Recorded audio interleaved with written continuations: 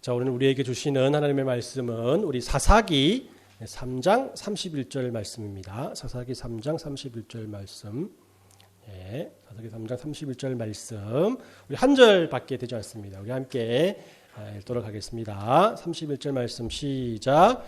에훗 후에는 아낫의 아들 삼갈이 있어 소몬은 막대기로 블레셋 사람 600명을 죽였고 그도 이스라엘을 구원하였더라. 아멘. 자, 오늘 우리가 살펴볼 그 사사기 3장 31절 말씀은 삼갈에 대한 이야기입니다. 우리가 이게 문학 작품이나 영화나 드라마를 보면 모든 것이 주인공을 중심으로 이야기가 진행될 수 있음을 봅니다. 그러나 이 주인공을 주인공 되게 하고 이야기의 흐름을 계속 유지시켜 주는 것은 주인공 주위에서 도움을 주는 조연들의 역할이라고 할 수 있어요. 한국의 고전에 보면 춘향전이 있지 않습니까? 이 춘향전에도 춘향과 이도령 못지않게 누가 나오죠? 방자와 이 향단이가 이렇게 나오죠. 또 그의 역할이 매우 크게 뭘 봅니다. 이 돈키호테라는 소설에도 보면 돈키호테도 중요하지만 몸종인 산초라는 몸종이 나오죠, 그죠? 이 추억의 만화 영화 미래소년 코난에도 보면 그의 친구인 퍼비가 나와서 더 재미를 주게 됩니다. 이처럼 이 조연은 주인공과 더불어서 큰 비중을 차지하게 됩니다. 고전에도 어떻게 이렇게 조연의 역할이 많이 도움을 주지만 요즘 작품에도 아예 조연 전문 배우들의 막할스러운 연기들이 굉장히 영화를 또 드라마를 재미있게 하는 것을 봅니다. 이 전체적인 이야기를 더욱 풍성하게 만들고 또 주인공을 주인공답게 만드는 것이 이 조연의 그런 사명이라고 할 수 있죠. 그래서 이 조연이 주연보다 튄다고 하면 조연이 굉장히 꼴사납게 보이고 또 그렇다고 해서 단지 병풍처럼 옆에 서 있기만 한다면 또 그 필요성을 잃어버린다고 할 수가 있습니다. 이 조연하니까 문득 떠오르는 사람들이 여러 명 있죠, 그죠? 갑자기 조연하니까 다 압니다, 그죠? 저는 이게 유해진이라는 배우가 떠올랐는데요. 이 조연 배우의 대표 인물이죠, 그죠? 많은 영화에서 조연으로 굉장히 좋은 그런 조연 배우의 역할을 했는데, 그런데 이게 우연히 유해진이 주연으로 나오는 영화가 있습니다. 혹시 보셨어요? 럭키라는 영화인데, 보시면 조연인 줄 알았거든요. 근데 갑자기 주연이 되는 거예요. 그러니까 이 자주 조연으로 나오던 분이 주연이 되니까 영화는 재미있는데 좀 이렇게 집중이 안 되는 그런 좀 모습을 봤습니다. 아무튼 그렇습니다. 우리 오늘 읽은 본문의 사사 삼갈은 사사들의 조연이라 할 만큼 다른 사사에 비해서 분량이 굉장히 적게 이렇게 나오게 됩니다. 이 삼갈에 대한 직접적인 기록은 오늘 본문에 나와 있는 31절 딱 한 절이 성경 전체에서 딱 한 절밖에 없다는 거죠. 그리고 이 성경 전체를 볼 때 삼갈에 대한 간접적인 기록이 하나 더 나와 있는데요. 그것은 사사기 5장 6절 말씀입니다. 그래서 아낫의 아들 삼갈의 날에 또는 야엘의 날에는 대로가 비었고 길의 행인들은 오솔길로 다녔더라라고 이렇게 말씀을 해요. 이 두 가지 외에는 아무런 기록이 없습니다. 삼갈에 대해서. 그래서 오늘은 이 두 말씀을 가지고 이 사사 삼갈에 대해서 이야기를 풀어나가고자 합니다. 이 본문에는 삼갈을 아낫의 아들이라고 설명을 하죠. 여기서 아낫을 어떻게 해석하는가에 따라서 그의 신분을 유추해 볼 수가 있어요. 아낫이 어떤 지역 이름이라고 하면 그는 유대인으로서 아낫이라는 지역에 살았던 사람이라고 할 수가 있죠. 여러분들이 아주 유명해져서 여러분들의 이름에 여러분들의 고향의 이름을 넣어서 부를 때가 있을 것입니다. 그죠? 그 부산의 아들, 인천의 아들 이지혜, 그죠? 제가 고향이 안동이니까 안동의 아들 이재열 이런 식으로 삼갈도 아낫 지역의 아들이다라고 그렇게 볼 수가 있는 것입니다. 어차피 아낫이란 그 지역이 우리도 잘 모를 뿐더러 이스라엘 역사 속에서도 그렇게 잘 나타나지 않는 지역이기 때문에 아낫의 아들이지만 이스라엘 지역의 아들이지만 어떤 지역이나 시골 정도 되는 그곳 출신이다라고 그렇게 그를 표현할 수 있을 것입니다. 또 다른 해석은 이 아낫이 신의 이름이라고 말하는 거예요. 우리가 익히 알고 있듯이 가나안 사람들이 섬기던 신의 이름이 있었죠. 무엇이었습니까? 바로 바알과 아세라 신이었어요. 그죠? 근데 바알은 남자 신이고 아세라가 여자 신인데 당시 아낫은 아세라 신의 별칭으로 불려졌습니다. 그래서 삼갈은 아세라의 신을 믿는 집안의 아들이라고 설명을 할 수 있는 거예요. 이렇게 본다면 그는 유대인이 아니라 아세라 신을 섬기는 집안의 사람이기 때문에 이방인이 아닌가라는 축적을 낳을 수가 있는 것입니다.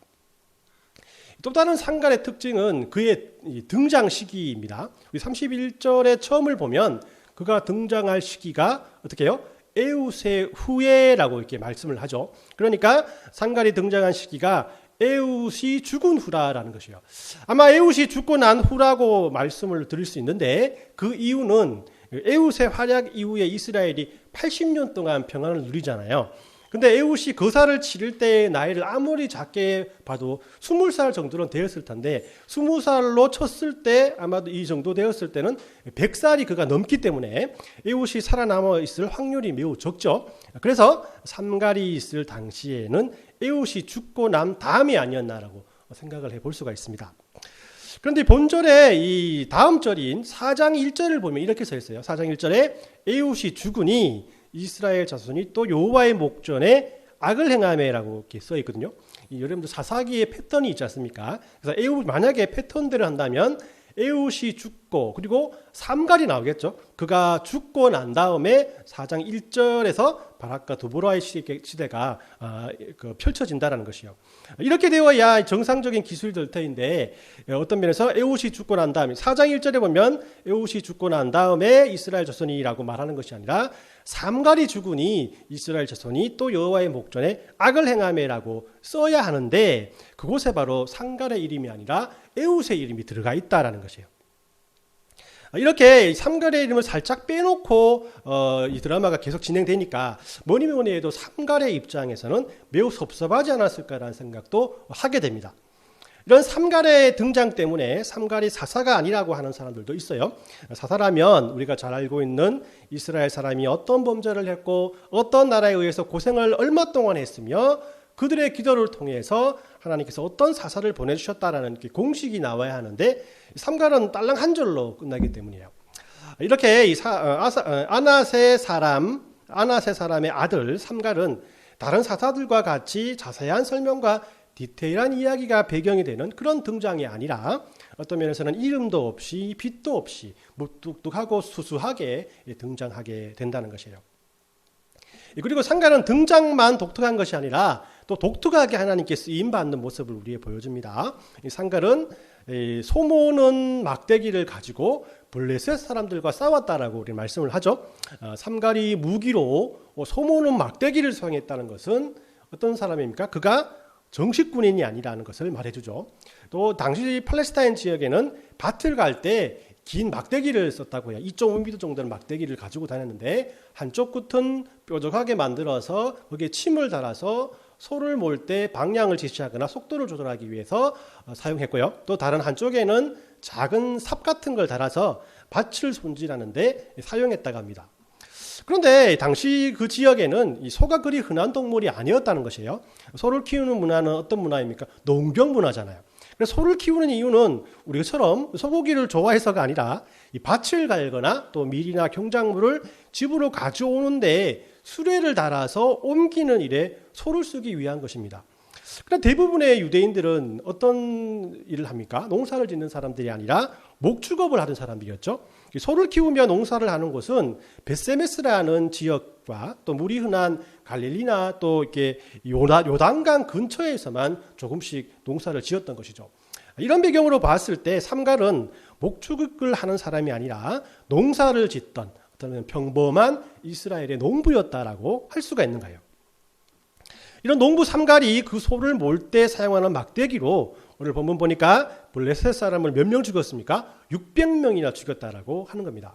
이 정식 군인도 아닌데다가 정식 무기도 아닌 소모는 막대기를 가지고 적군을 600명이나 물리친 것은 기적과 같은 일이라고 할 수 있죠. 하나님께서 삼갈을 이렇게 독특한 방법으로 사용하셨다라는 것이에요. 그럼 왜 삼갈은 블레셋 사람들과 싸워야만 했을까? 당시 에훗의 죽음으로부터 80년 동안 계속되었던 하나님께 주신 평안이 점점점 무너지기 시작했던 시기가 바로 삼갈이 등장하는 시기였기 때문이라는 겁니다. 그리고 에훗이 죽은 후 블레셋은 서서히 이스라엘을 괴롭히기 시작했다는 것이죠. 사사기 5장 6절을 보면 그 당시의 상황을 잘 알 수가 있는데요. 아까 읽어드렸지만 다시 읽어드립니다. 아낫의 아들 삼갈의 날에 또는 야할의 날에 대로가 비었고 길의 행인들은 오솔길로 다녔도다라고 이렇게 말씀을 합니다. 이 삼갈이 살았던 시대에는 이스라엘 사람들이 큰 대로를 놔두고 오솔길로 다녔다고 하는 거예요. 에훗이 죽은 후에 블레셋 사람들의 노략질이 점점 심하게 되어서 노상에서 약탈 행위가 굉장히 빈번했기 때문에 행인들은 안전을 위해서 큰 길로 다니지 못하고 작은 길로 다녀야 했다라는 것이에요. 성경에 나오지 않지만 이런 블레셋의 괴롭힘에 이스라엘 사람들은 분명히 하나님께 자신의 불편함을 토로했을 것입니다. 그리고 하나님께서는 그들을 위해서 오늘 본문의 삼갈을 그들에게 보내주신 것이라고 우리가 유추해 볼 수가 있는 것이죠. 아마도 삼갈은 이 시점에서 블레셋의 도적들과 마주치게 되었고 또 그때 하나님의 성령이 삼갈을 통해서 삼갈을 감동시켜서 소모는 막대기를 들고 자신의 민족들을 위협하는 블레셋 600명을 물리쳤다라는 것이죠. 물론 이것이 단번에 600명을 죽인 것인지 아니면 여러 차례에 걸쳐서 이루어진 것인지에 대해서는 명확히 알 수는 없지만 어쨌든 이 삼갈은 블레셋의 압제에서 이스라엘에게 이 평안을 주었고 앞으로는 블레셋 사람들이 섣불리 이스라엘 사람들을 도적질하지 못하게 하는 큰 성과를 이루어내었다라는 것이에요. 자, 그러면 에훗과 드보라의 중간에 조연 역할을 하는 것처럼 아주 짧게 소개된 삼갈의 이야기가 우리에게 주는 교훈이 무엇일까요? 이 본문이 저에게 주는 은혜는 이 삼갈은 자신에게 맡겨진 이 작은 용사의 삶을 충실히 살았다는 것입니다.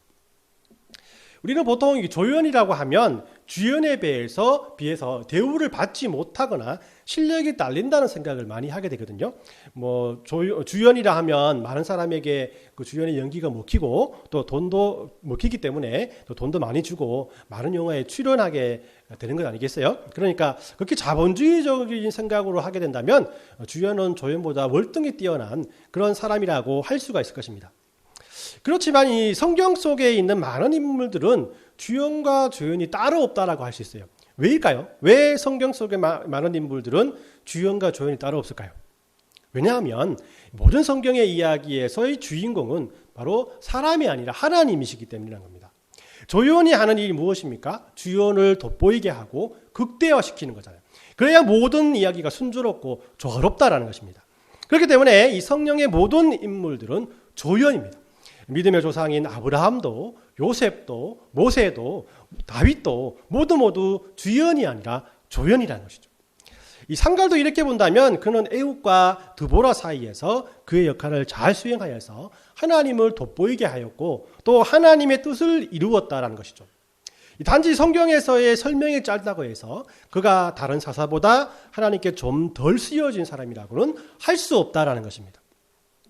즉 그는 조연 전문 배우처럼 조연의 삶을 최선을 다해서 살았다는 것이죠. 온니엘처럼 에훗처럼 드보라처럼 삼손처럼 삼갈은 하나님의 부르심에 최선을 다해서 행동했고 하나님의 도우심을 통해 큰 역사를 이루어내었다라는 것입니다.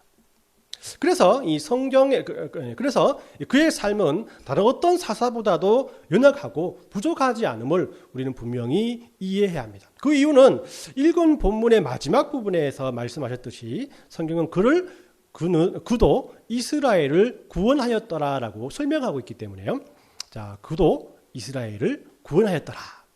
여러분, 하나님께서 사사를 이스라엘 백성들에게 보내주신 이유가 무엇입니까?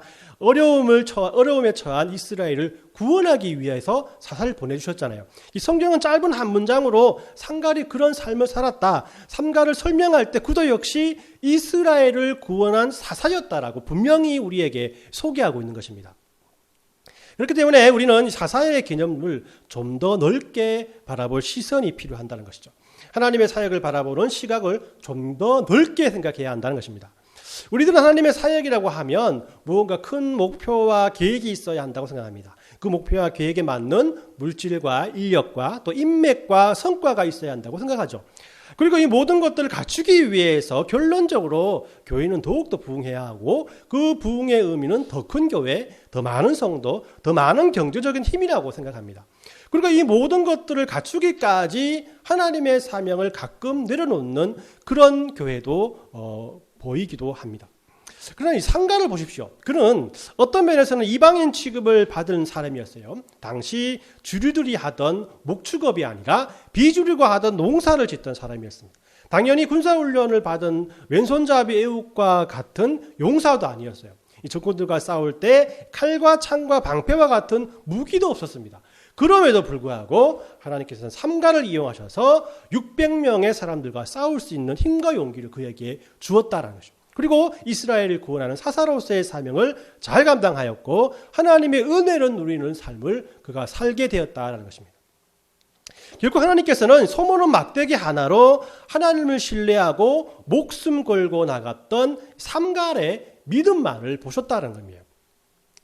이 아름다운 진리는 우리들에게 동일하게 적용되는 말씀이라고 생각합니다.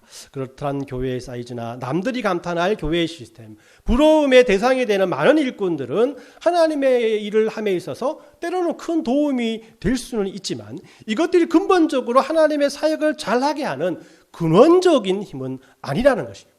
만약 상갈이 자신의 지위나 처해진 상황에 이 신경을 썼다면 놀라운 하나님의 일을 감당하지 못했을 것이고 아마도 도망치거나 머뭇거렸을 것입니다.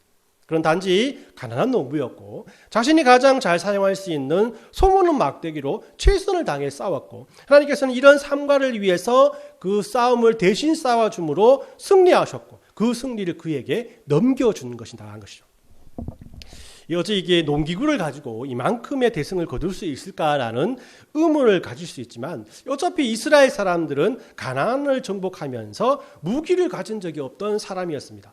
여러분들 우리 성경 읽기를 통해서도 들으셨겠지만 사울 왕이 전쟁에 나갈 때 전쟁용 칼을 가진 사람은 사울과 요나단밖에 없다라고 이렇게 말하잖아요, 그죠? 이 전쟁이 사람의 힘으로는 이길 전쟁이 아니라는 사실을 그 상황을 통해서 우리가 잘 알 수 있다는 것이죠. 마찬가지로 이 삼갈의 막대기로 많은 사람들을 죽인 이 사건 역시 전적인 하나님의 능력으로 이루어졌음을 우리는 알 수 있다는 겁니다. 제가 설교를 준비하면서 계속 생각나는 단어가 이런 단어예요. 작은 용사라는 단어였습니다. 우리 작은 용사 있죠, 우리 교회도 있고 또 여러분들 다 아시는 바입니다. 이 사람들은 큰 용사를 좋아하지만 저는 작은 용사를 좋아해요. 또 특히나 우리 주안의 교회도 큰 용사라기보다는 좀 작은 용사 그런 수준이 아니겠어요, 그죠? 그래서 저는 작은 용사라는 것에 관심을 가지고 좋아했는데 오늘 본문 말씀의 상가를 보니까 완전히 이거는 작은 용사와 같은 사람이었다라는 것이에요. 여러분들 그렇지만 여러분들 섭섭하게 생각하지 마십시오. 이 다윗과 같은 모세와 같은 큰 용사도 있지만 그 뒤에서 이름 없이 빛도 없이 그들을 위해 섬기던 이름 모를 작은 용사들, 어떤 면은 이 작은 용사들이 있었기 때문에 다윗이 다윗 되었고 모세가 모세 되었지 않겠습니까?